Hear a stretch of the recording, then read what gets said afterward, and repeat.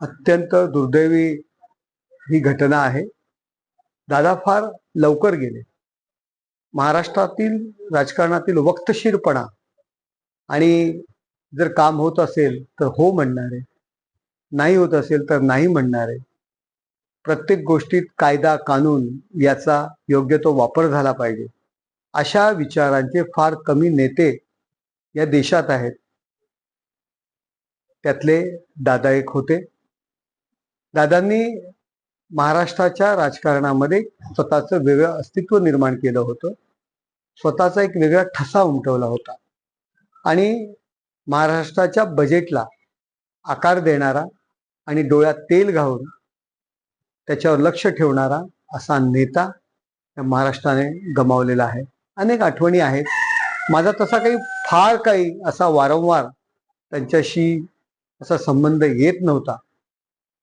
ज्यावेळी ते आमच्या बरोबर सत्तेत आले त्यापूर्वी ते लोकशाही आघाडीचे घटक होते। ते अनेक वेळा त्यांच्यावरती, त्यांच्या भूमिकेवरती मी टीका केली, परंतु ज्यावेळी मी खासदार झालो, त्यांना भेटायला गेलो, त्या आजूबाजूच्या कार्यकर्त्यांना, आजूबाजूच्या लोकांना कार्यकर्ता खासदार होतो, काम करत राहा, याचं एकमेव उदाहरण नरेश मस्के असं त्यांनी 4 लोकांना सांगितलं।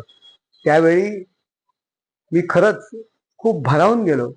असे दादा, माझ्यासारख्या कार्यकर्त्याला पण रिस्पेक्ट देणारे असे दादा फार लवकर ह्या महाराष्ट्रातून निघून गेले। महाराष्ट्राला त्यांची फार गरज होती। खूप मोठी पोकळी त्यामुळे निर्माण झालेली आणि भरून न निघणारी ही पोकळी आहे। आधी याच्यावर विश्वासच होत नव्हता। असं कसं होऊ शकतं? नियम पाळणारे, वक्तशीर असणारे दादा एक प्लेन क्रॅश मध्ये जातात।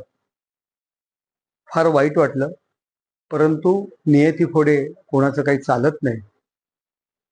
अशा आपल्या महाराष्ट्राच्या खऱ्या अर्थाने राजकारणात दादा असणाऱ्या अजित पवार यांना माझ्या कुटुंबियांतर्फे आणि आमच्या पक्षातर्फे मी श्रद्धांजली अर्पण करतो।